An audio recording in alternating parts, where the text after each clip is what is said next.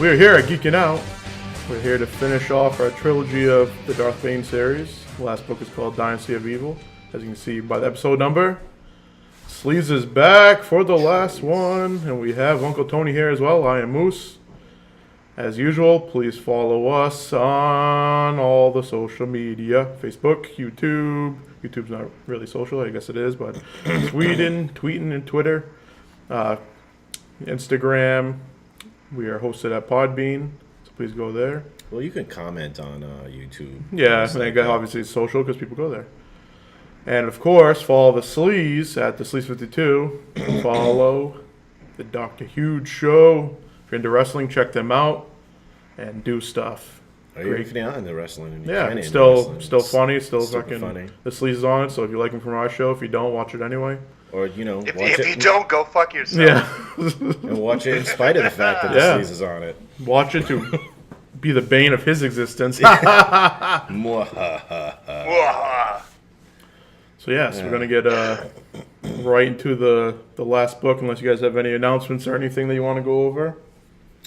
No. Excellent announcement. That is very important. I have an announcement that there are no announcements. Ooh. That's the best one. Very important. All right. So we're here again for the last Darth Bane book of the trilogy. It's been good so far. Excellent so far, I should say. Yeah, it just got better and better. Yes. So we'll see where this one goes on the road to eternity.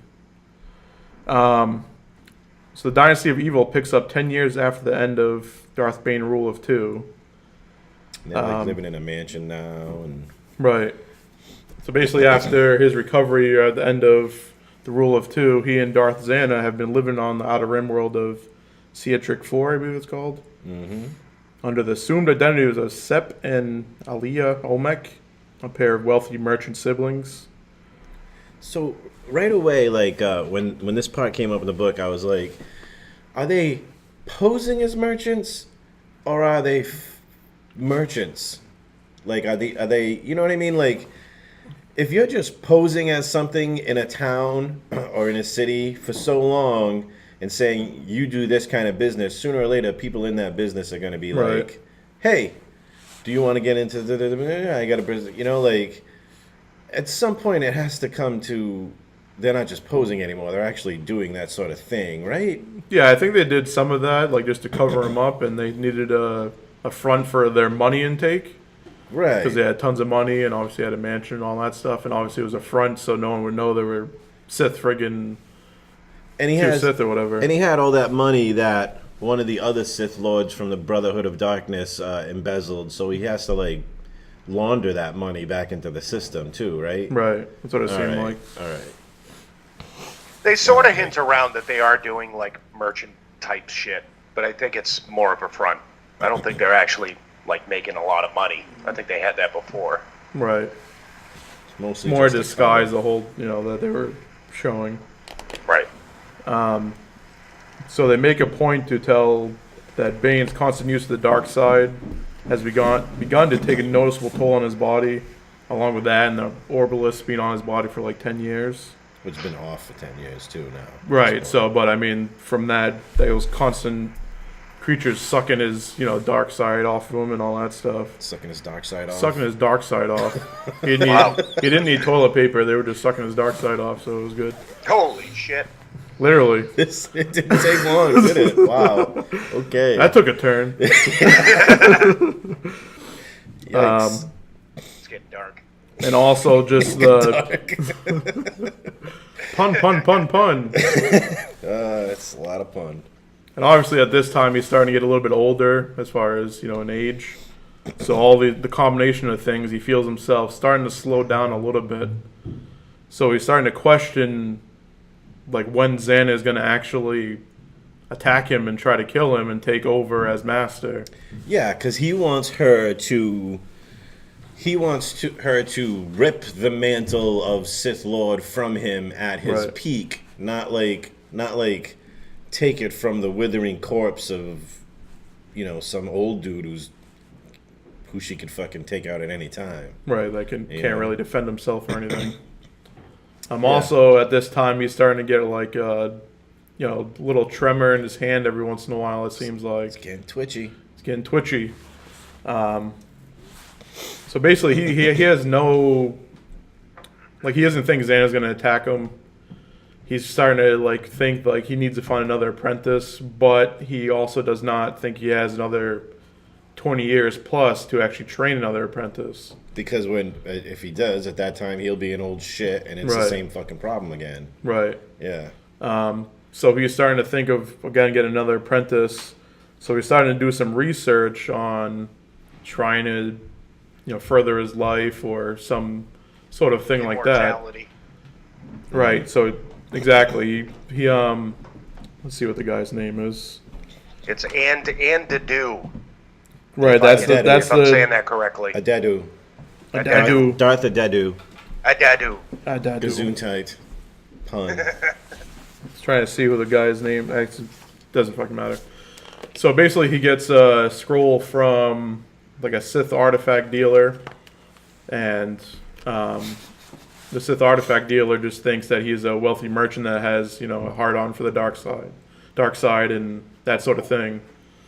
So he gets a scroll from that guy that pretty much says that Darth Dedu is on what the hell was it? You guys remember? Not off the top of my head. It's a planet called Doan, Doan. No, that's where the princess was, but his actual thing was Princess Sarah. where the fuck was that's right. that? Hold on. We'll come across it. Anyway, Some secluded some world. secluded world that there's, after all this time, there's still like people like bound down to him and still protecting his temple and all, and his holocron and all that stuff. Yeah, there's a whole religion there still chilling out, Right. and that are still like worshiping the Sith god Adadu. And his whole thing, like Sleaze said earlier, was his whole thing was almost like immortality, like he was around for like 1,000 years, and there was some rumors that he could actually put his body into, his essence into like another living form Soul and transfer. continue on. Soul transfer. So obviously this was like the secret that he needed to be able to be immortal essentially and have the time to retrain another apprentice. Since to him, Darth Xana was falling off and wouldn't ever really challenge him. So that was his idea. I gotta, since we're talking about ideas and whatnot, like we're not just like like reading this book. This right here, there's a part of me that says Darth Bane is kind of like his argument that he's making is sound and logical from the Sith perspective, but at the same time, I can't help but think like he's a little bit like, well, maybe I'll just live forever, not get an apprentice because Right. I'm the super awesomest, and if I'm gonna live forever, what's the fucking point? You know what I mean? Like, I don't know. I think he's lying to himself a little bit. I mean, he does multiple times say like he wants to push the rule of two because he needs to follow that rule. Mm-hmm. So I mean, it's sort of, I think he's going not really back and forth, but there's two different takes on it as well. Yeah. So like this What instinct. Go ahead. What I'm getting from it is that it almost explains why the rule of two has to be there, because it seems like after a while, like you said, he's not following the rule. Like he's starting to feel overwhelmed by the power too, where he just wants to keep it for himself. You know what I mean? I think that's a part of it. It's sort of telling Yeah. you why it's so important that the apprentice has to take over the mantle, because and Palpatine got that way too, where it's like he wanted to get rid of Vader, and take Luke on, and then probably in like backstories and everything else, Palpatine was doing the same thing. He was trying to keep himself alive forever. Same thing. So with that's why it's important to have the rule of two, because you get overwhelmed with the power and you need somebody to sit there and like snuff you out and basically take over. So it balances it off. Plagueis was messing around in that neighborhood of like living forever too. Right. There's been several, Yeah. throughout history that in the books. The Plagueis that, whole thing you can feel that. Plagueis' whole thing was for both of them to rule together basically forever. But forever and ever. obviously that didn't work out. But we'll talk about that another day. So basically, at this around the same time, the world that you were talking about, Doan, a Jedi Knight went there called Medtandar. Mentandar, yeah. Mentandar. Yep. Nintendo? Nintendo. Yes. He meets with a rebellious group of miners that's trying to like overthrow the government there, and he's really there more for Sith artifacts that were rumored to some of the miners that were found. Yeah, the miners dug some shit up, and Mentandar was sent by the Jedi Order to collect them so they can keep them safe in a vault and whatnot. So the miners are using this as leverage to get some kind of political sway from the Jedi against the ruling class of this planet, which are basically oppressing the miners. And it's it's the same old. It's basically The same story in history forever, basically. It's almost like it's almost coming full circle of like how shitty it was for Bane when he first started out and he was a miner and whatnot. Right. So now it's a little more political, basically, in this situation. But Mentandar, he runs into some shit, no? Yes. So basically, when he's in the secret lair or whatever of the mining council or whatever you want to call, an assassin comes and ends up killing all of them, and kills him as well. And basically the whole thing with her that we figure out it's a her later. I don't know if they say it at this point, but she has the dark side, and she clouds people's connection to the Force. Yeah. So basically, he's trying to do Jedi sort of things throughout this whole fight, and he can't really do it. He's basically getting white noise and static instead Right. of his connection to the Force. And when he finally thinks he gets through, he takes her weapon away, but she, knowing that it's coming, actually charges the thing, and it ends up blowing up and killing him. So tricky. So basically, now there's a Jedi that was killed on this world.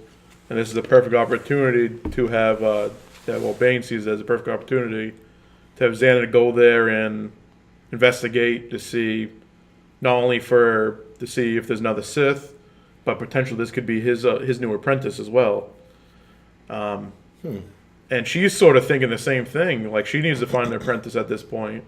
So she's like, okay, I want to go there anyway because, again, this could be my apprentice.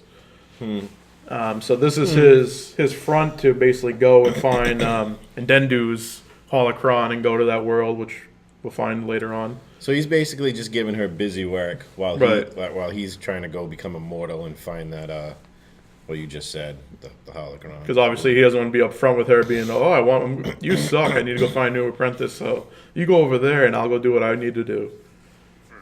Very sneaky. But the whole time, Xana knows something's up. She has also seen his right-hand quiver, or whatever you want to call it. Yeah, she's even though he's trying to hide it from her. So, and she also realized like she needs to step up and take the mantle soon. But again, she needs to find an apprentice first, otherwise it's not pointless, but it's sort of pointless at the time. Well, you kind of get that from her perspective too, as she goes off on this mission, which is coming up next or whatever. Like you get her perspective in the book at that point where she's thinking about all this shit, and she's thinking, I gotta kill this guy, and when am I gonna do it? It's gotta be the right time, and Right. I can't kill him until I get an apprentice. Where am I gonna get an apprentice? So she's, basically trying to figure out where the hell to go, and this is a good opportunity, like I said, for her. So we'll see how it goes. So you find out the assassin was actually hired by the Princess of Doan, which ends up being, to fast track a little bit, ends up being Caleb's daughter.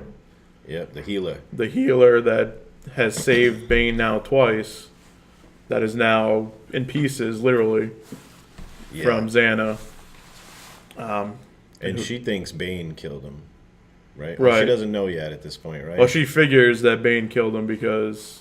Well, she doesn't know that he's dead, but eventually she does think that because Caleb's whole thing was, the big bald guy is going to be coming back at some point. So he sent his daughter away, and then she, long story short, she ended up on Doan, married the prince that was assassinated by the miners, and that's why she hired the assassin to go kill them. And she met the prince because the prince was sick and had some disease, and she was known for being a healer, and she was brought in.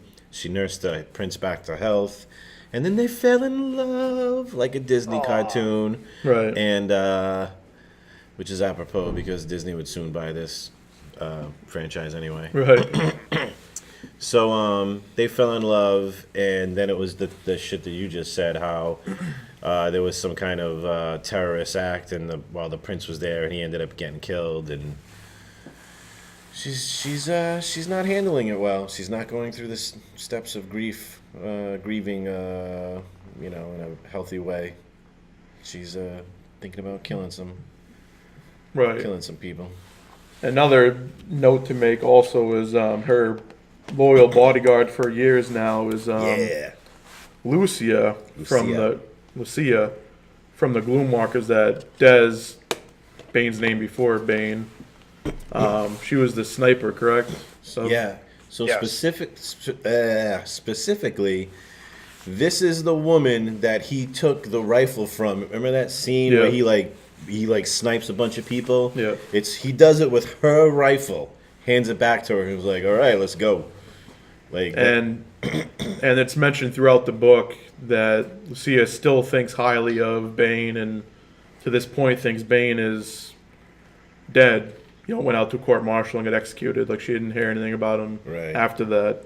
And it also talks about how, she was when they carted Bane off, she was almost gonna do her own little mutiny and try to shoot the lieutenant. And Bane was like, no. Yeah, he just shook his head. Yep. But the best part of that whole story was when, not long, a couple of months later, or not even, that Lieutenant Ulabar was killed in battle, but no one bothered to check that the fucking round that hit him was actually hers, or a friendly round. So everyone in the Gloomwalkers basically said it was, the enemy or whatever. So that lieutenant had an expiration date. Yeah, pretty much.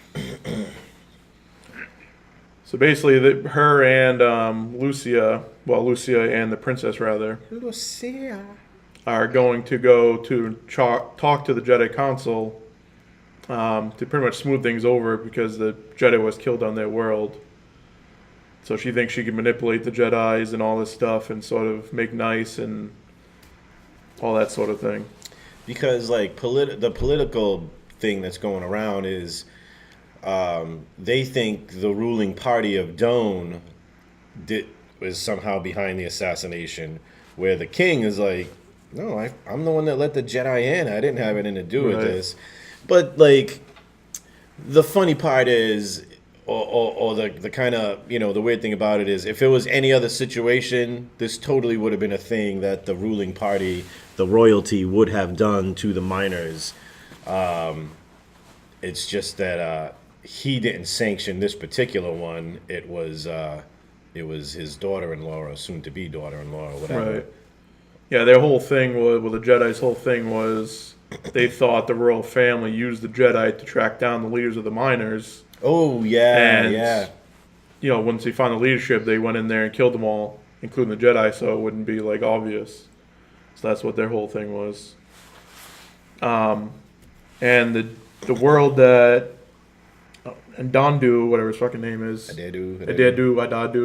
Adadu was actually a deep core world of Prakith.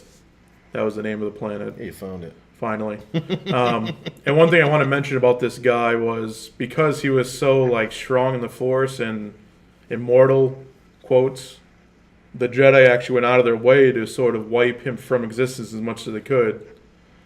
So to find any information on him was pretty hard for Bane, besides that one scroll that he found, his collector found, or the Sith artifact dealer, whatever the fuck you wanted to say, found. So that shit was pretty rare. But because of Prakith is a deep world, they didn't think it was worth the effort, because who knows, if you don't know anything about the deep world, basically the hyperlanes constantly collapsing on themselves. It's very dangerous to go there, et cetera, in et the cetera. deep core. The deep core. Yeah, Deep yeah. world, they called it, sorry. Deep core, yeah. So, like, the Jedi didn't want to risk going there and getting the holocron and all that stuff, so they, that's why they didn't go get it, but they wiped him as much as they thought from existence. To elaborate on what you're saying, the deep core is literally like the center of the galaxy. So if the galaxy is always expanding, that means the center of the galaxy is the oldest part of the galaxy. So that's where most of the suns are that are dying. The oldest suns are there. So there's a big collection of dying suns there, So it's super, super dangerous because suns are always dying and creating black holes. And that's why every time you go, it's always a little different because you never know. Could be a black hole there where there wasn't one. Yeah, you could be in a hyperlane and all of a sudden it just fucking collapses on you. And you're fucked. So, like, trying to map to the deep core is, like, almost impossible. So, the princess and Lucia, they get an audience with Ithorian Jedi Master Oba, which is a member of the Jedi Council of First Knowledge, which pretty much have to do with, like, a lot of the Sith artifacts and all that sort of stuff.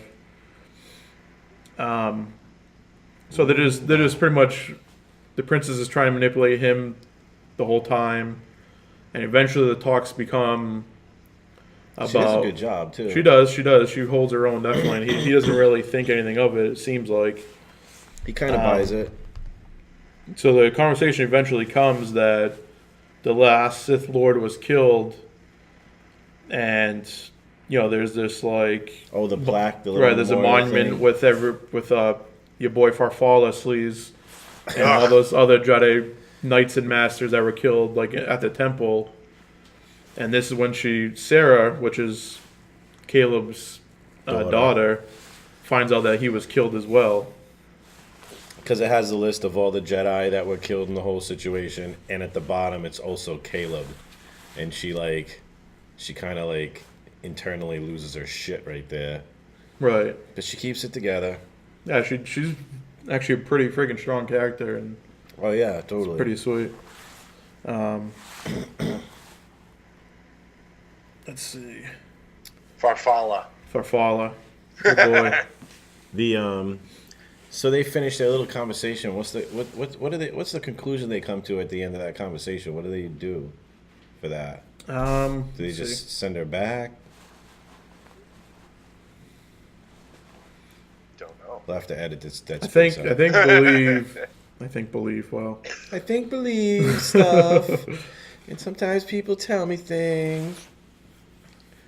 You and I need to ramble at this point and talk. Yes. Blah, blah. Blah, blah, blah, While stuff. he reads stuff.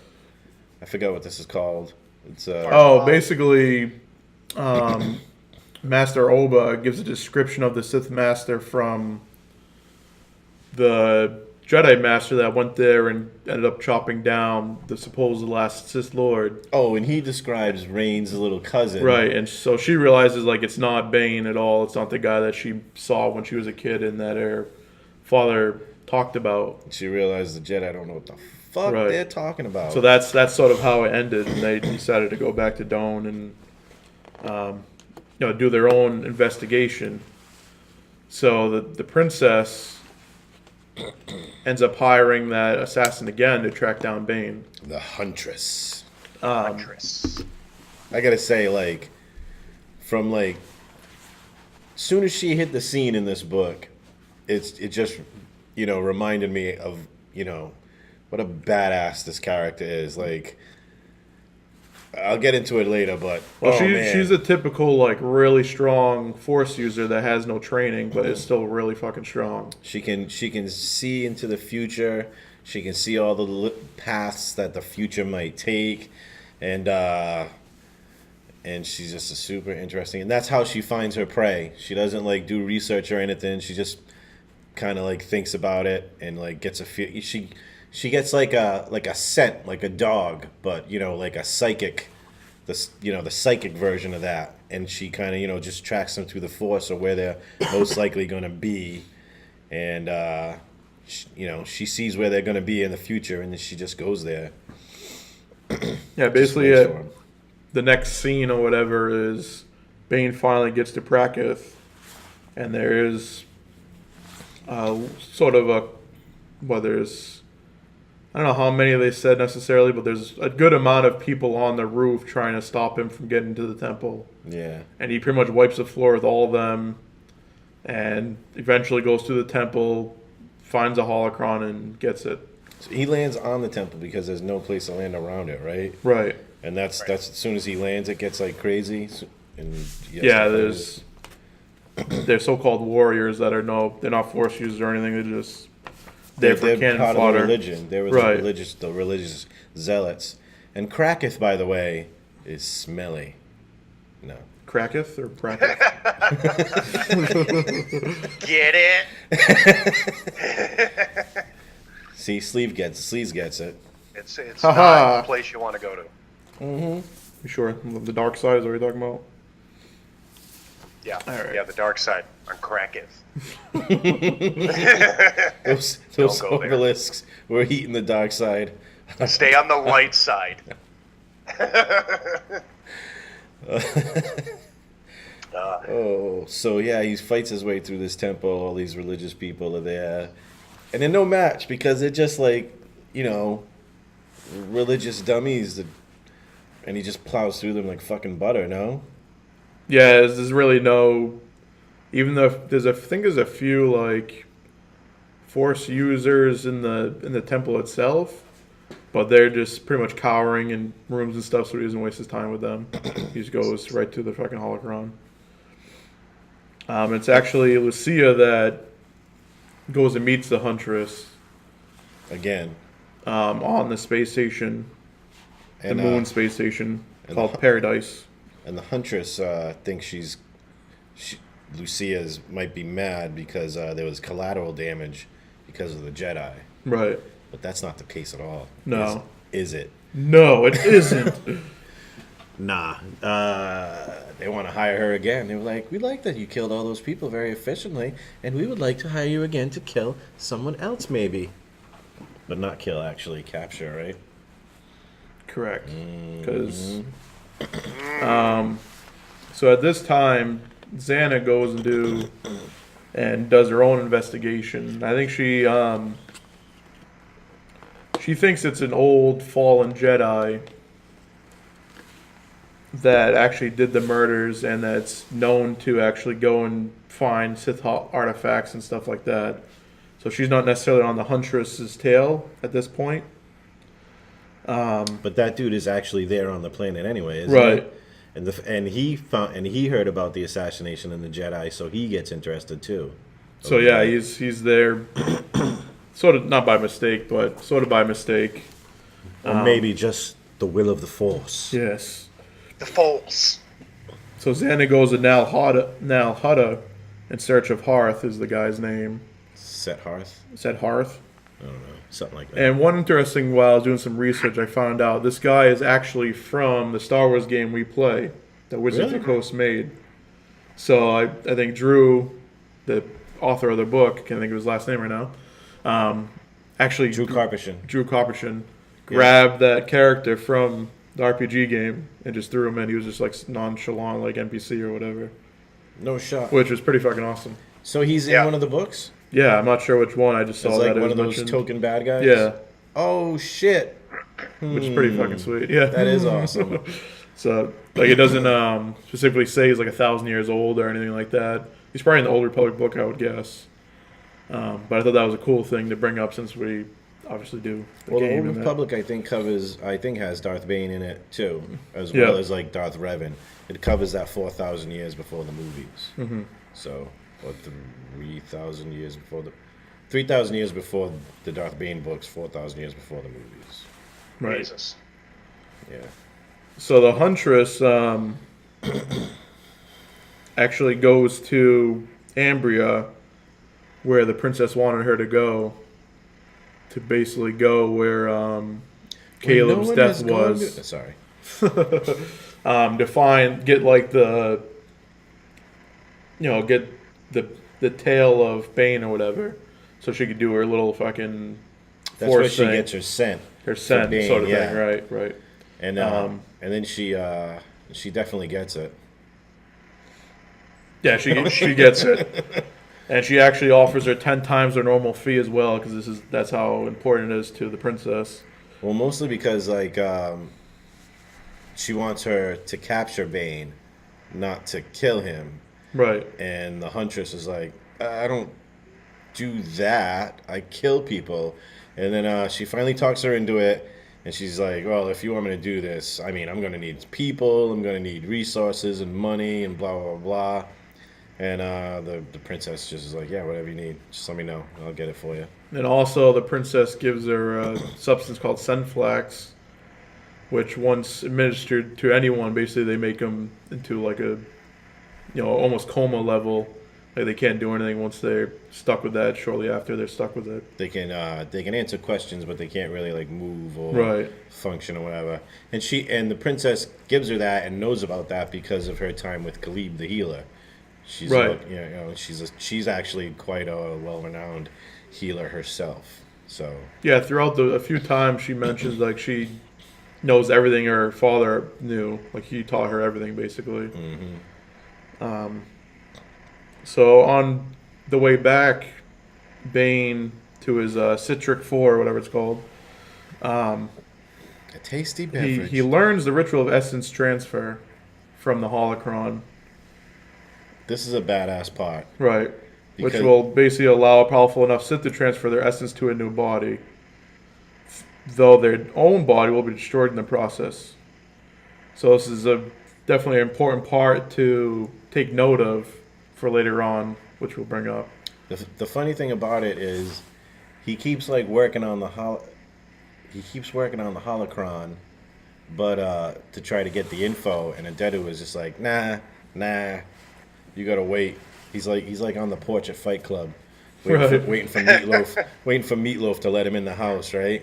Right. And then he gets like super pissed off, and he's just like, nope, and he like forces his he puts his force of will into the holocron and physically changes it with the force, right? And like he basically rapes the holocron for information and takes all the information that he needs and just absorbs it like a computer, I guess, like all in one shot. But at the same time, like when it goes in, he doesn't have it all quite processed yet, and it takes him a little bit to kind of like let it sink in, and he's kind of like, he's fucked up for a little bit, I think, at some point. But the way they explained that in the book was just, the way they described it and the way they got into it was just awesome. It was the intricacies of like how he's manipulating the filaments and moving them around, and I think Carpenter just did a great job on that part. And I would have never have thought to do something like that. And, he basically did like a Vulcan mind meld on that thing. And he just went to town on it. It was awesome. Because they explained a little bit about the intricacies of holocrons when Bane was trying to make his own. Right. So for it to come back in this book was pretty sweet. Right, yeah. It paid off. I always thought with the holocrons, it would have been funny if one of like, the old Jedis or the Sith Lords or whatever made a big deal about, the holocron they made, and then when they found it, there was absolutely nothing in it. There's just the Sith Or it Lord was like this. Surprise, there's nothing. It's just a diary. Like, today I got up and had some Cheerios. Yeah. Put it behind like a big like thing of traps and all these like guards and everything. And it's just nothing. Make a big deal out of it, but then there's hilarious. nothing. Yeah. Just to fuck with people, Fuck the people. One thing to note about the essence transfer as well is if someone was willfully strong enough, the process they could resist it, and basically the person that tried it would be eternity of torment as a disembodied consciousness. So there'd be just like sort of, it reminds me of the thought bomb, like that sort of essence. Like you'd just be constantly just tormented throughout your existence forever. Yeah. So it's obviously like the thought bomb. It's very risky to even try to do this because if a person's strong enough, you could get fucked over. Right. So you're basically willing your soul or whatever into somebody else's body, but their soul's already there, and if and you basically have to fight them and push them out for and stake, put your flag in there. It's like, mine now. But I think if you don't, but it kind of like kills you too, doesn't it? Like if you don't push them out, like, well, your body gets fucking what do you call it? Disembodied or whatever. It turns to dust, and your body turns to dust, and then you're just kind of you just right. You just go to the nether sort of thing, and you're nothing. Oh, you're just hanging in the void at that point. I think your soul just dies or whatever, or I don't know, whatever the religious Star Wars term is. Yeah, for it. So at this time, Xana actually finds Hearth's house, and she's sort of just hanging out, hiding from him. And he comes back from a party, I believe, and they do a little fight, but Xana's obviously much stronger, and she defeats him. And at first, he like plays it off like she followed him home for the party, right, like to get a piece of like a groupie or some shit. And then when Xana starts to believe him, and that's when he makes his move to like start the fight. Right. But it doesn't take long for him to realize that he can't handle himself. Fucking overmatched. Right. She hands him his ass. Oh, she drives him crazy. She does her. She does the sorcery shit. I'm gonna drive your crazy power on him, and it fucking knocks him out for a day or so. And he wakes up, and she's sitting there by his bed. Not a very good bedside manner, by the way. No. Those Sith are not known for that. Not at all. No. So basically, Xana gets the thought that this could be her new apprentice, even though he's flawed and like maybe like there's something to work with there. And it seems like even throughout this time, like he just keeps on failing her test, and he's just like a shit show. And she's like, "Oh, I need someone, so I guess this is all I can do." Yeah, I totally disagree with. This is the only time I disagreed with. Well, it's not the first time I disagreed with her, but I totally was just like, "What are you thinking?" This guy's a fucking mook. And he agrees only because like it's just like he does want to get more powerful and stuff, so he thinks, "Oh, I can use her a little bit." He reluctantly agrees. Right, like it's not like how she was with Bane, like, "Oh yes, I believe in this, let's go," sort of thing. It was like, "Oh, I need to do this just for one, so she doesn't kill me, and two, because yeah, I'll get further ahead in my own abilities and stuff. I'll gain power, plus this crazy lady won't kill me. Okay, it's a better deal, One thing getting back to Bane now, because that's sort of the next scene or whatever you want to say. So he's starting to go home. And one thing they mentioned multiple times in this book is before his fight with XYZ person, like he was not at full strength. And it sort of annoyed me that they did that, because then they lessened whoever he was fighting as far as why he was beat or whatever happened. So basically he goes back to Citric 4, and the Huntress is waiting for him with essentially like I think a whole platoon, army of people trying to capture him. And some of them are from the Dawn Guard as well. Right. The Dawn Royal Guard. So even though he did all this shit behind the scenes to stop from him being found, because she's a Force user and she just didn't go the normal route, she figured out where Bane lived and all that sort of stuff. So he walks through the door, he puts his shit down, and then just everything blows up in his face. Like literally, the first thing they do is they throw like grenades at him, concussion grenades or some shit, and then they're all shooting like sticky web stuff at him to slow him down and schmegma. Yeah, and then like they're coming at him in every direction. This was the way Carpershin wrote this scene out. I love this too. Just like my words will not do it justice. They did a great job of like the way they did this, because the soldiers did a great job of distracting him while the Huntress came in with her blades, and all she had to do was like nick him just a little bit to get that poison that you were talking about. Yeah. And it finally started to work out, and like he didn't really all piece it together either, because she was doing that thing that she does where she like messes up your force powers. She was doing that to him. So it was that. It was all the soldiers coming at him from every direction. She's like cutting him with the knife. I mean, again, I can't say enough good things about how Karpyshyn wrote this scene. It was an awesome scene in the book. But even with all of that, Bane was actually whooping ass as well. Even though he was already hurt. Yes. He was getting attacked by a platoon, as you said, of people plus the Huntress. And not until like the effects of the serum actually hit him that he finally fell. Because he would have killed the Huntress probably easily. He would probably, he killed almost all the guards and all that stuff.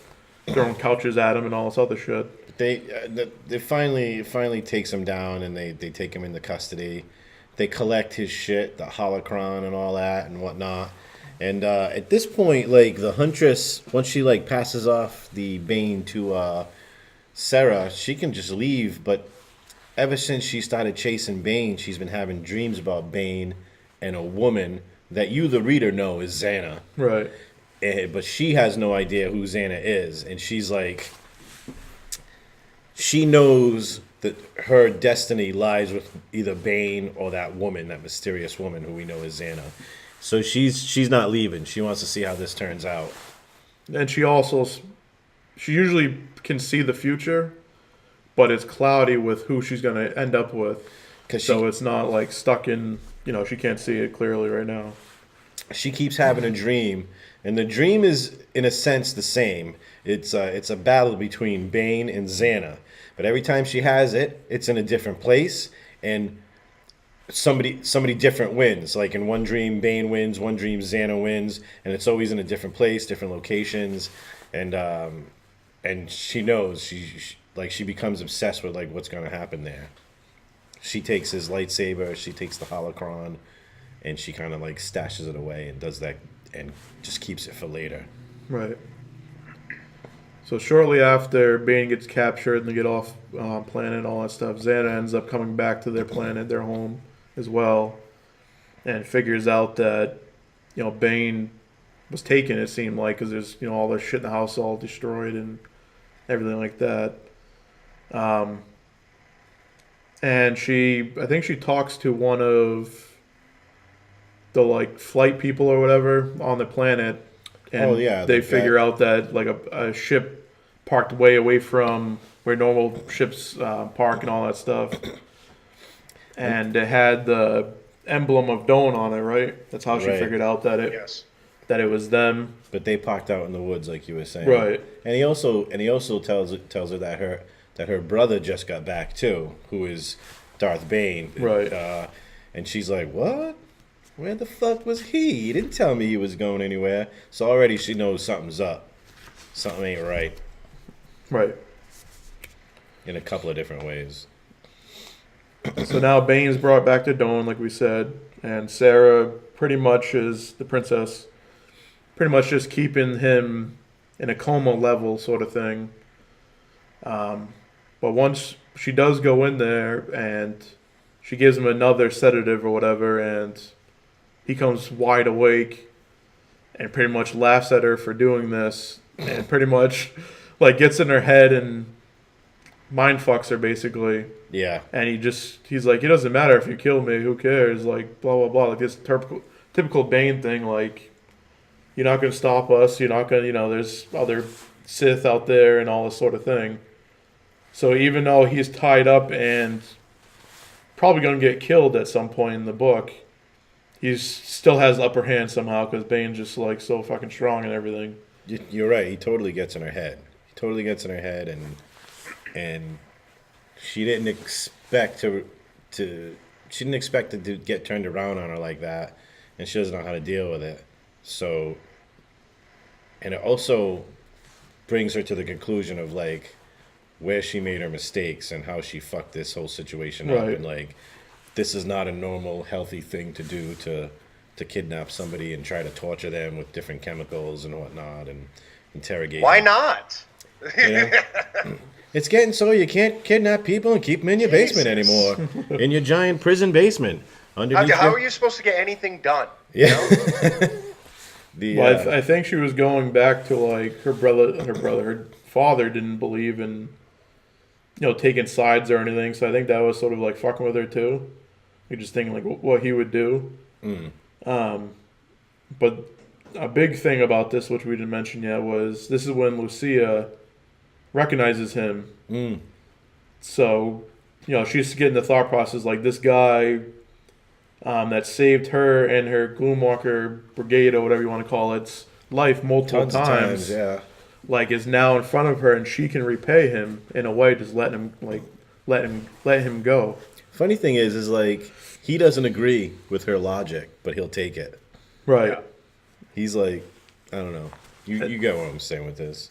And this was a good test to me as far as like he seemed like the Gloomwalkers almost his family for a long time, and this is like the final test, like for him, which he passed with flying colors, as far as like going back and having some sympathy for his past and stuff like that. Like you didn't really see anyone from his past that meant as much as the Gloomwalkers did come up in any of the books.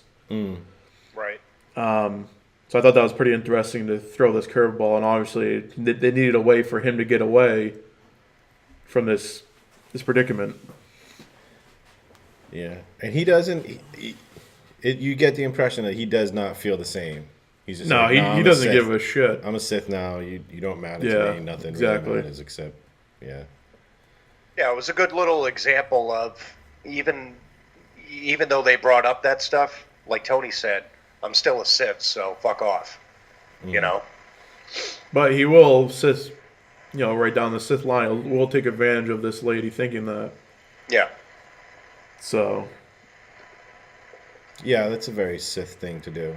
Right. Like, you think what you want, lady. If I'm gonna benefit from this, I'll take it. Right. Whatever. Right. Using him as a tool, or her, Or as a tool. Nice big Portuguese hammer. Yes. Portuguese screwdriver. So Lucia gives him a drug to like get him, pretty much counter the coma level of the other one. So now he's again weakened multiple times in this book, but he's weak, but he still gets out of his friggin' shackles and pretty much starts going through and just destroying anyone in his way in this prison. He goes through Lucia too, doesn't he? Right, later down the line. Yeah. No, he doesn't. Oh, Xana takes her out? Yeah, so he basically is trying to find the princess at this point, and Lucia knows what she did. Like, she doesn't really necessarily regret it, but she wants to stop Bane from killing the princess. Meanwhile, the princess is up in the control room, hovering over the self-destruct button for the whole secret prison. Right, this prison is out of order right now, and she only opened a part of it for this reason, and this reason it's been only. Closed down for like years and years. But like Uncle Tony said here, there is a self-destruct. So if someone did escape, and they thought it was warranted, they could just take the whole place down. So the princess at this point is right near the button, about to press it and put in the code or whatever, and she's sort of not gonna do it, not gonna do it. So it just, for some reason, like she doesn't want Lucia to die from it, is the whole thing, because she knows like she isn't with her right now, and she's been her best friend for years and years, so she doesn't want to kill her, even though Bane's around and she could kill Bane. Right. Then it switches back to Xana, no? Yeah, Xana and her fucking so-called apprentice land on the prison, and they start going through and trying to find Bane, because they know Bane is there. It was Set that figured it all out. Right. So it kind of reaffirms to her, like, oh, maybe this guy is useful, but I still didn't feel that way. But yeah. Yeah. So he knows the history of Dawn or whatever. He knows about the prison, so that's why they figured out to go there. And he also knows about Adadu too, because of his work with Master Uba. Right. He used to work with Master Uba. So now Xana is connecting all the dots. Like he's becoming to. Bane's trying to become immortal, and to her, he's actually going against the rule of two that he started. And from her perspective, is totally legit. Yeah, it totally makes sense. So they land, like you said. She tells him to wait in the car. Right. She goes in, and she starts like looking for Bane and just plowing through whatever she needs to get it The done. thing that Bane's doing though, because he senses her as well, he's like putting like hints of himself. He's sort of hiding himself from where he actually is. So she's going to a room. Oh, Bane, I know you're here, and then it's just like he's been there 20 minutes ago or something. Keeps leaving like a false scent, and at that point, at some point, that's when Set Hearth, he gets tired of waiting in the car. He goes in. He starts looking around inside the prison. Right. And then that's when Xana and Bane meet, right? And they start to fight. Yeah, Lucia catches up to Bane, and she's trying to talk him down. He's like, I don't give a shit. And Xana comes around the corner and pretty much cuts her in half, and is just like, all right, you're gonna die now, Bane. And So Bane ain't got none of his shit on him. right, Bane doesn't have his lightsaber. All he has is the Force, which is it's Bane, so usually is enough. So Bane and Xana go back and forth, and Bane is always sort of like a step ahead of her. So Even in this state. right, so she can't really take him out, and she's fighting with the lightsaber because he doesn't have one. So Which is his trick. right, He's tricking her into using the lightsaber more, which is not her forte. I mean, she's an excellent lightsaber. She's excellent with a lightsaber, but it's not what she's majoring in. right, And right. And he keeps luring her back to fight with the lightsaber because he doesn't have one, and he knows like that's the only way he could like deal with her. Because once she starts using her powers, in his weakened state, he's gonna die. So he's doing whatever. So he's being sneaky and cunning, as he would say. And this was a really good. I just like this is another awesome scene from Karpashin. This was a good one too. This is Xana reminds me a lot of Darth Maul. Like, obviously you guys know like the rankings of Sith, where they're both like, instead of being like real like Sith lords, like I consider, like Bane a Sith lord, Palpatine a Sith lord, that use more of the Force than a lightsaber. Xana and Maul are more of like marauders, you know what I mean, or assassins, if you will, where they're more physical. So there was a lot of during this. It just reminded me of Maul. She's she see like most of her lightsaber technique, although there is aggressive points to it, it's mostly defensive. She uses her lightsaber as a distraction so she can use her powers on you and really fuck you up. She pulls the Obi-Wan basically. She constantly hits your friggin' lightsabers until you're tired and then kills you. Right. But her whole thing is the sorcery thing. So I mean, she's, as far as we know, is like one of the strongest ever in sorcery. Like she's just like the things that she says she can do with it, and she does with it in the books, I should say. It's just fucking ridiculous. Yeah. But maybe it's more so the double-bladed lightsaber. Yeah, that's it's definitely. Just every time that she comes into any kind of conflict or anything, I just saw Maul in my head. Yeah. I think Maul is just true. I guess Maul was more of an offensive, fighter. Yeah, definitely. Yeah. I don't even think at one point has he used Force powers besides like a push or something like that. Not really. He does in like the Lockdown book that he's in. Yeah. And some other like books. But, that one was a pretty good one. I like that one. Yeah. But he's just I don't know. He's more of, at least not to get too much in somewhere else, but at least in the Plagueis book, Plagueis and Sidious are using him as just a tool, basically, sort of like an Inquisitor that is used in like Rebels. That like a Sith assassin. Right. So he has Force, but he's not really that strong. Right. In the power department, as a Force using like lightsaber wielding, he's pretty tough. But at the same time, he's going to use the lightsaber before anything else. Right. Yeah. But at the same time, as again the Plagueis book, Sidious is using him to be his apprentice. So it's, not to get too much into that, but that's.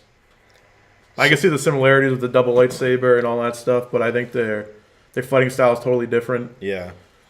And like you said, Maul rarely seems like he uses the Force. He just more like jump at you and you're going to be dead very soon because he's so good with He's so being offensive, aggressive yeah. and offensive. You just Right. be overwhelmed with his skill and his hatred. Like it's just like pulling from the dark side or whatever. Yeah. So Yeah, he almost uses the Force as a last resort, I would believe. Right. just to kind of power his attack, I think. Yeah, But, he's so proficient in actual physical battle, that Definitely. he could probably overwhelm you with that before So he attempted to use anything else. back to the book. During the battle with Bane and Xana, the princess finally decides to set off that fucking bomb. No. Yeah, I Everybody think I'm pretty sure she sees that Lucia is dead on the cameras or whatever. Yeah. So she's like, there's no reason not to do this. So she presses the button or the code or whatever and starts to self-destruct. So everybody starts scrambling to try to find a fucking way out. And the way Bane gets away is basically the ceiling falls in between him and Xana. So that's how he gets away from Xana. Classic. Right. Classic trope. And So then it switches to the Huntress the Huntress and and Set. on the platform where there's 3 ships, I believe. Yeah. So there's he's trying to get off. She's trying to get off the planet. the planet. So They're trying to get off together. So See, Set, it's not always me that takes her to that place. Just so you guys know. So Set is like he shows up to the hangar first, and he's like, "Oh, I'm just gonna steal one of these shuttles and get out of here." He's looking around, and the one shuttle that stands out to him is the Huntress's shuttle. Right. And he's like, "I'm definitely stealing that one." But as soon as he gets to it, that's when she shows up, and she's like, "What the fuck you think you're doing? That's my shit." And they have some words. Long story short, they start fighting, and then Right. Set starts doing this sneaky thing where, like, he destroys one of the shuttles, and he gives the intention that he's like, "Listen, I know I can't kill you, but if I can't leave here, then I'm gonna destroy. I'm at least talented enough to stay away from you to destroy all these shuttles, so neither one of us goes. So you either get on your fucking shuttle and go, let me go, or none of us go." Right. So, he didn't say it as cool as I just did, but that was basically how it went down, and they both left, and then it. But no, he left. He leaves. Yeah. He left, and then Bane shows Bane up, shows up. and the Huntress is there waiting for him, and He's about to kill her, and then she bows down. Is like, "Oh, take me as your apprentice or whatever." she offers up the and he's like, holocron "Yeah." and the lightsaber. And he's like, "Okay, this is what I'm looking for anyway." It's like, sweet. She's obviously apprentice. powerful. She took me out somehow, and I felt her power during that fight. Yeah, she definitely proved herself. So he agrees, and he's like, "Come with me. We're gonna yada yada yada. We're gonna go do some shit." And then Xana makes her way to the shuttle, but she finds that Set Hearth is gone, and she makes her way out. Now, the only part I'm a little sketchy on is like how they get back to they go back to Khalib's hut. They go back and meet. Oh, so that's where Sarah ends up going. Basically, Xana realizes that there's no ships left now, so she goes back to her original ship that they went on. Yeah. Realizes fucking Set's douchebag gone. McGee is not there anymore. Set Hearth left. And she sort of says, like, whatever, like, he's a fucking douchebag anyway at this point. Fuck that dipshit. I believe Bane actually contacts her and says, "Go to Ambria. Right. Let's finish this." Yep. But Sarah is already there. Sarah is already there on Ambria, and she's like taking up residence in Khalib's old hut. Right. And she's like actually decided to live there. Bane shows up with the Huntress. Sarah and Bane have some words, and basically she's at the point now. She's like, nothing you can. I've come to peace with everything. Do what the fuck you ever want. You don't scare me. You want to kill me, whatever. And Bane actually has the Huntress. Yeah, the kill Hunter her. says, "Do you want me to kill her?" And he's like, nods his head or whatever, and she kills her. And then they wait for Xana. Yep. Xana shows up. And Xana shows up, and this fight is fucking epic. Yeah. Oh my god. So Read it for this. Yeah. they're basically, before this happens, though, Xana realizes that she played Bane's game in that fight, their last fight. Which was what I was talking about earlier. Right. So she figures it out. She's like, okay, my shit is Sith sorcery. Like, why was I trying to use my lightsaber? Exactly. Even though he didn't have a lightsaber, I could have just taken him out. I could have just drove him crazy and then killed him with my lightsaber. Right. So she's going into this next fight thinking, okay, I don't need to just use my lightsaber. Let me use what I'm powerful with. Mm-hmm. So she lands, and they do their bullshit thing, and the Huntress basically says out loud, I don't give a fuck who wins. Whoever it is, I'll be following. Yep. Because she has no real connection with either. So Xana and Bane go back and forth, and Xana is finally about to get taken over. They're going with lightsabers at this point. And she mind fucks Bane. Yeah. So she during the fight she gets to this point where she's like gathering up all kinds of power, and she's about to unleash it onto Bane, and she trips. And and she's like, fuck. And that's when Bane kind of moves in and tries to do the essence transfer thing where he's gonna like. Well, that's after the fact.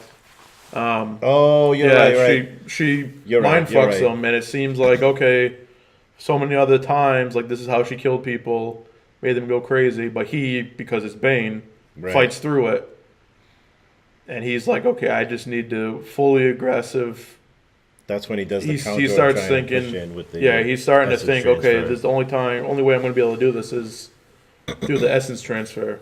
Because he knows he's fucked at this point. If he doesn't, like, pull up out of this nosedive of going crazy. Right. It took a lot out of him to get past that fucking level to be sane again or whatever. Mm-hmm.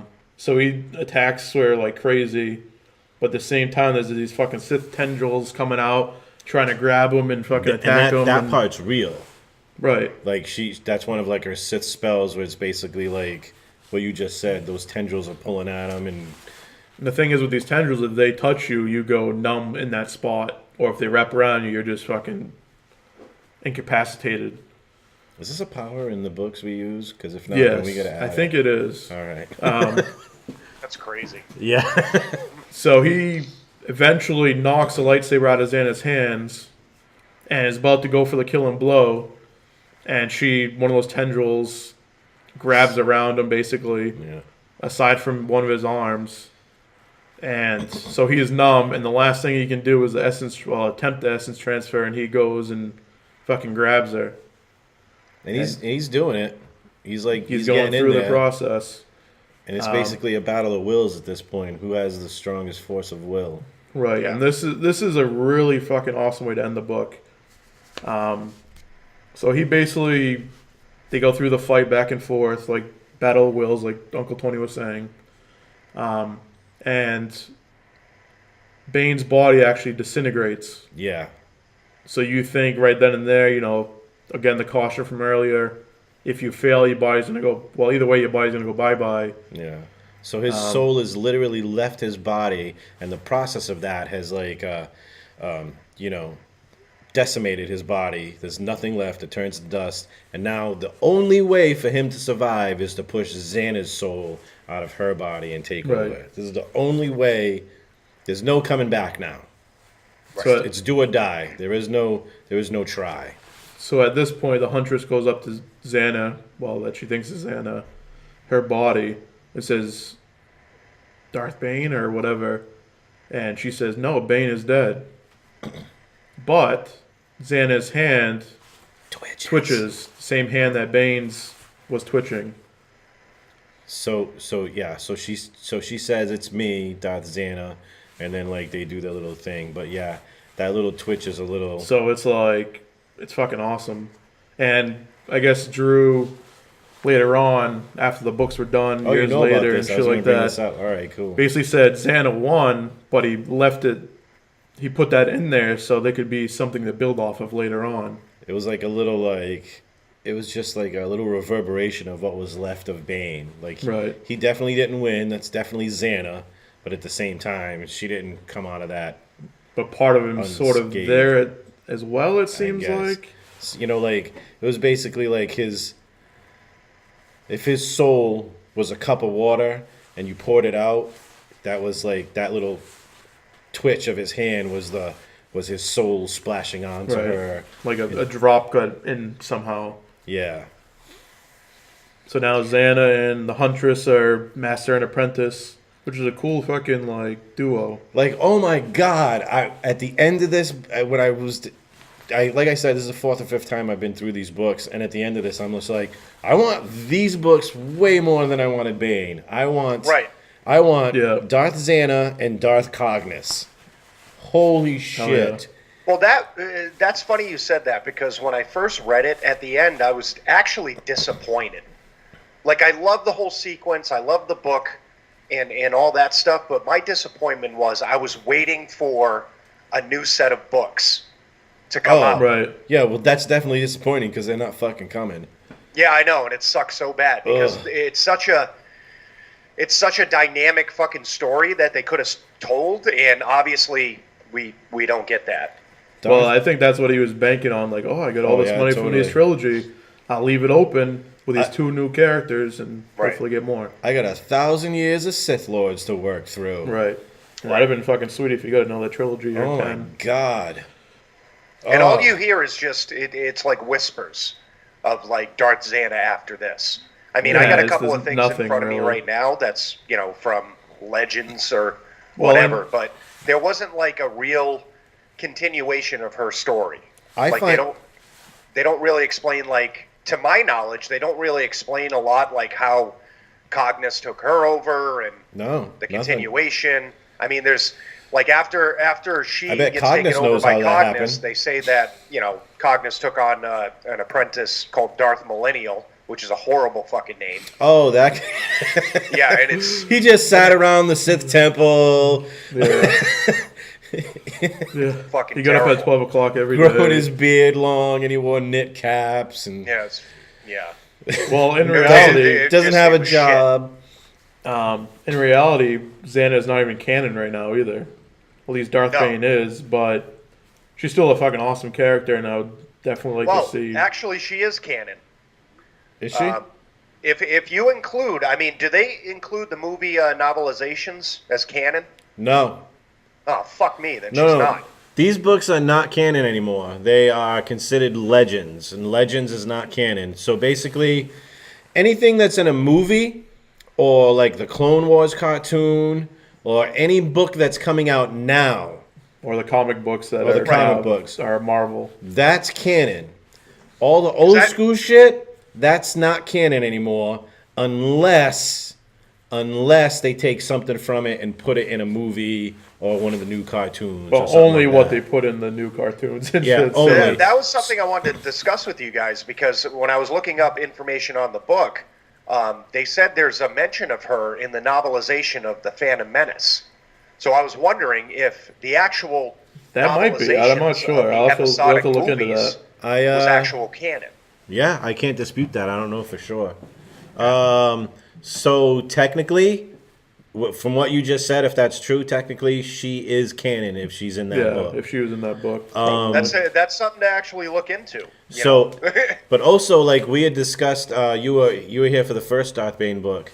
These books are not canon, but Darth Bane himself has been canonized in the Clone Wars By cartoon. Mark Hamill. That's right. Mark Hamill voiced him. The Joker. Yeah. There's actually something else that was actually interesting. Now, I don't know if this is canon or not. I don't know where they're getting this from. But apparently, Darth Xana's lightsaber came into the possession of General Grievous. And then eventually, after Grievous was killed, his body parts were made into I guess like a battle droid. It was called NK Necrosis. and Really? that thing held on to her lightsaber for a pretty long fucking time. What is it? What is this from? It doesn't say where it's actually from. Where did you read it? It's on Wikipedia. If you look up Wikipedia? Darth Xana. Because there's, the Alright. behind the scenes shit that they have. Well, That's at one of the- the behind the scenes things. At the bottom of Wikipedia, there's usually a source reference. What do you call those? Yeah, that's it. notes or It doesn't something. say. But it doesn't align the information with what book it says. It's just these are all the books that we got the information from. So you have to Yeah, go because through 1,000 what books. they're telling me here, her appearances was obviously the 3 books. She was in Star Wars Jedi versus Sith. She was in Darth Plagueis. She was mentioned there. The Phantom Menace, and actually, Star Wars: The Clone Wars in the Sacrifice episode. She was mentioned there as well. So she might be canon. Sounds think- like it. So yeah, definitely. From the Phantom Menace plus the Clone Wars thing. You're making it hard for me to disagree with you. Yeah, and I didn't know she was the Clone Wars either. I'm gonna have to actually. It says it was like an indirect mention, but I'm gonna go back and watch that episode. Definitely. Yeah. So fun facts. Fun facts. But either way, I think A lot of shit to look up. Darth Cognis is more interesting than both of them. And I would love to see another 3 books of their master apprenticeship of Darth Xana and Darth Cognis, the Iktakchi. So I Well, think maybe we could do an episode where we can look up some stuff on Cognis and discuss. yeah, there Alright. must I'm be sure they like got shit in here. a timeline of Sith apprentices and how they went until Sidious. Even if it's not Yeah. canon, like we could definitely do something like that. That'd be cool. That's a great episode. Hell yeah. All right. So, do you guys have anything else about this book or this? Well, actually, yes. We have to do the dark side points. Yeah. Oh, before you do that, I'd like to say one of the best things about this book is that Mark Thompson did not narrate it. Oh, he's fucking terrible. Yes. Holy shit. He's narrating the Aftermath book that I'm listening to now that we're doing for the next podcast. And, oh my God, I want to beat my head against the wall. Oh, it's fucking terrible. He's ruining it for me. Yeah. I And can't those even books tell. aren't that great in the first place, so it's All it's right, even all right. worse. Yeah, I was kind of, yeah. All right, anyway. Let's go. Dark Side Point. Oh. So before we do that, would you guys recommend this book or any of these books? All of them. All of them. Every single one of them. I want to see, and I've been saying this ever since I first read the trilogy, I want to see these as a movie. Yeah. Like, I think that, like... The Game of Thrones guys need to do these books. Yes. Yeah, Fuck it's, yeah. it's I think we fucking mentioned that incredible. last Like, the fight episode. scene at the end, I would love to see that. There's so many things in, like, the second book that just visually would be fucking beautiful. Like, this is a story that needs to be seen. The Battle of the definitely. Sith If Lords. any of the shit.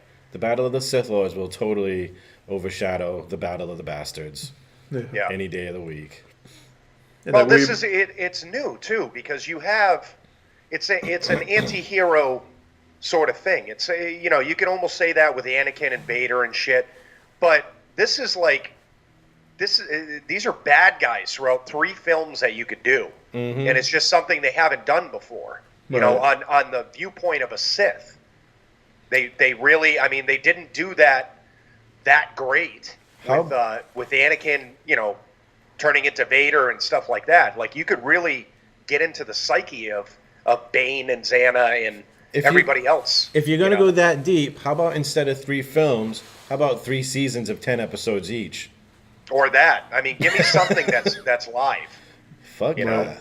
But I think these books had a very cinematic fucking feel to it. You know what I mean? Like, it had that. A lot of these books just don't have that. You're like, okay, that was a good book, or oh, I could see that as a, like a mini series or something like this. This to me, all 3 books it seemed big. There were a lot of planets. There were a lot of like great fight scenes. The whole thought bomb thing would be great to see. Like everything would be. This is a cinematic trilogy to me.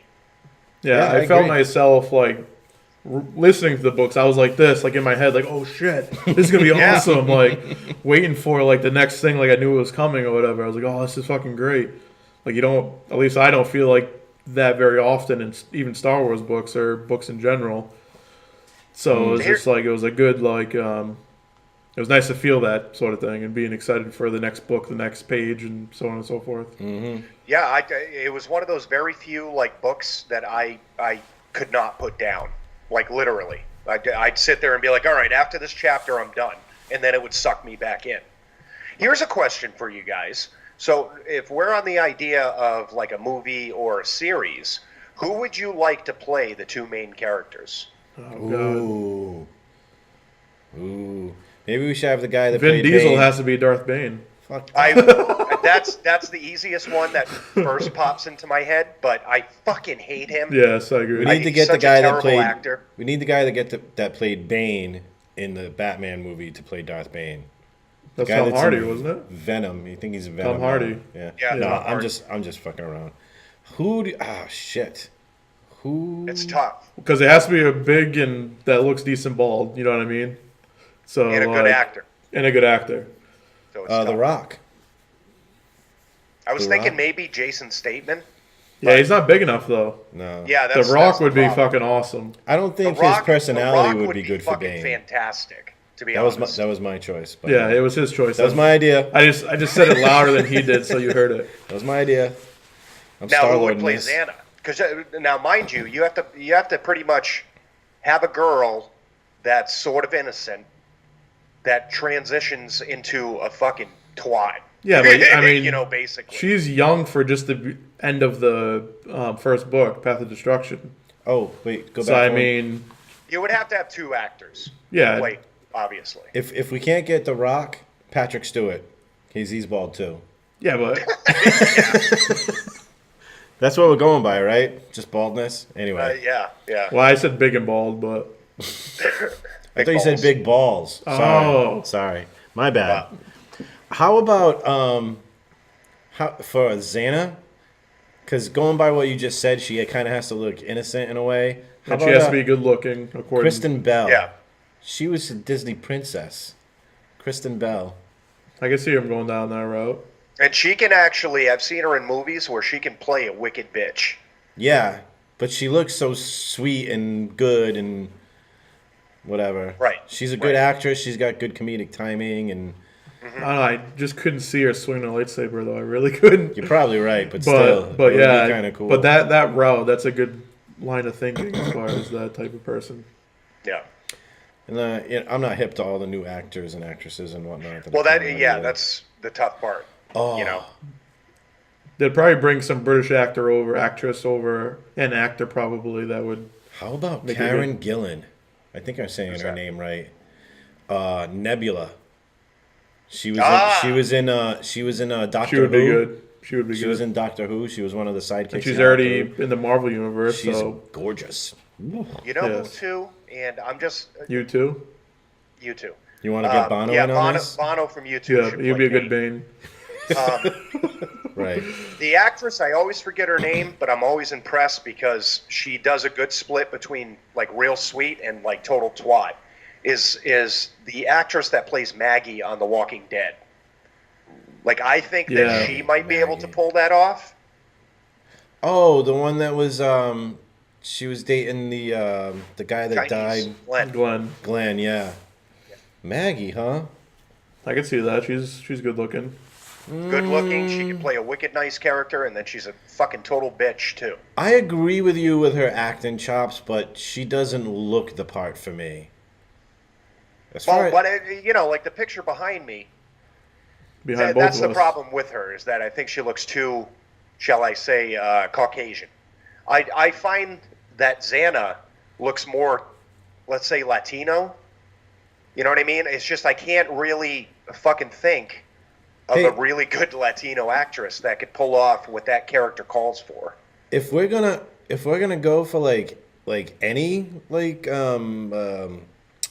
nationality or whatever, how about I didn't know we were in one realm of nationalities. But go the ahead. I don't know how to pronounce her last name. Her first name is Lupita. She plays the Black Panther's girlfriend. And Ah. she also plays Maz Kanata in Star Wars. Oh, she's could be also good. gorgeous. She is an excellent actress or Yeah. actor, or however you want to say it. Like I don't care I don't care that like that's like a silly superhero movie. She does an excellent job in that. Like when No, she's a good actress. when She really is. when she's upset, you know, like that whole scene between her and the girl from The Walking Dead. You know, after the Black Panther dies, and that scene between Lupita and the girl from The Walking Dead, and you know, like she's like, "You're not gonna help," you know, and the girl from The Walking Dead is like, "No, I have to, go on the side of my country," and she's like, "No, this is fucked up." I thought that I totally believe that. I was totally like sucked into that scene. Like, they're both good actresses, but like, I just really think that Lupita woman is just a really great actress. She would be awesome for this part. Yeah. And you know who should play Farfalla? Is Sheldon from The Big Bang Theory. Or they just have a little My Little Pony just walking across the street. Yeah, that's it. No actor, just a My Little Pony comes out and somebody. But if the guy that plays Sheldon plays him, he's got to be Sheldon. Yes. No. It's the My Little Pony, and DeFwan from 30 Rock does the voice. That's great. Oh, Jesus. So, All right. So, Sleaze, what do you get for dark side points? 1 out of 10. Are we doing this again? 1 out of 10 dark side points, 10 being the best. There were parts of this for me that were slow. But overall, it was fucking fantastic. So I'll probably give it a 9.5 on the scale. Like I said, the only thing, I mean, I have my own personal thing. Like I said, I wanted this to continue, so that sort of made me a little disappointed in the book, just personally. But I'm not going to hold that against the book. The book was phenomenal, but there were parts that were a little slow in this. I understand why they were and stuff like that, but I was sort of thinking it was going to be like nonstop, from the first page to the last. Especially with the name of the book, Dynasty of Evil. Like, you thought you were going to be doing some huge shit, but in reality, they were just trying to, kill each other, replace each other the whole book, which was still good, but it's the beginning of the Dynasty, basically. Right. It's the ground. But it's the same issue I had with Revenge of the Sith. You know what I mean? I mean, that was the end of the prequels. You knew he was going to turn into Vader, and you were just in this book. It was the same feeling because you were just waiting for the end fight. You know what I mean? Throughout the whole Revenge of the Sith, the first couple of times I saw it, I wasn't paying attention because I'm like, when is this fucking fight starting? Like, I want to see the volcano. I want to see all that shit. And it was the feeling I had throughout this book too. Nobody knew, how Bane died, really. So you had the anticipation where it was hard for me not to skip through some of the bullshit just to get further down the book, when I was first reading it. So. Yeah, you wish like the more of the slow things were talked about in the other books, because they had to explain like the princess a hell of a lot, and that was a lot of like it was cool, like backstory why he got captured and all that shit, and with the curveball of his Gloomwalker mate or whatever being there, and that's how he got out. But that whole thing, I agree, was sort of like, okay, let's keep it going. Let's go back to the fucking good part about it, which is Xana and Bane. Right. So you gave it a 9.5? Yes. Okay. How about you, Uncle? So, scale from 1 to 10, dark side points. The last book I gave an 11. Spoiler alert. Yeah. Even though you'll see that one first, hopefully. Yeah. Probably. It's only a spoiler to Jeremy because he wasn't there. Yeah. Because he was sleeping. Anywho. He was sleazing. He was sleazing. This book, Right. I almost loved as much as the last one, but I'm going to give it a 9.7. 9.75. Like, it almost was a 10 for me. That was Almost. gonna be my ranking actually. It's, I mean, it totally delivered. It fired on all cylinders through most of the book. I don't really have any complaints about it. The introduction of Darth Cognis just was like, from as soon as she stepped onto the scene, she stole the fucking show for me. Yeah, she was awesome. I love her. I would love to see more of her. I would love to see 1,000 years of the guys from Game of Thrones doing Darth Bane all the way to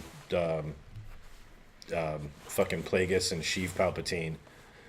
I'd be fine with that if they just kept on going. That would be such a good series. Hell yeah. Such a good series. Every 3 years, you kill off the one of the main characters. You kill off the Sith Lord, and you get a new one. You can go on for however fucking long you want. 9 years, 12 years, whatever. There's 1,000 years of Sith Lords to pick from. Right. Yeah. So yeah, what about you, man? I'd have to agree with it. 9.75. That was my idea. Yeah. I guess that's funny. Because you were like, that was my idea first. That was my idea. Even though it. you said it, you got my head. You goddamn fucking huntress bitch. He's trying to Cognis the My shit whole out of you. my whole thing listening to this book / reading it, whatever, was throughout the whole series was they were pushing Darth Bane to be this fucking ridiculously powerful character. So I thought I was gonna be let down the way he was gonna die or get killed or whatever. But I don't think they did that. I think they did a very good job killing him off.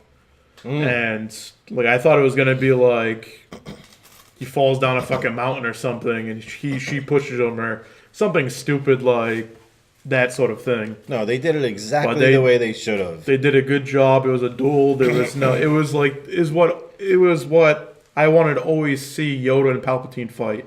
Fucking level ground, no bullshit. Just fucking fight and see who wins that way. This is what this was.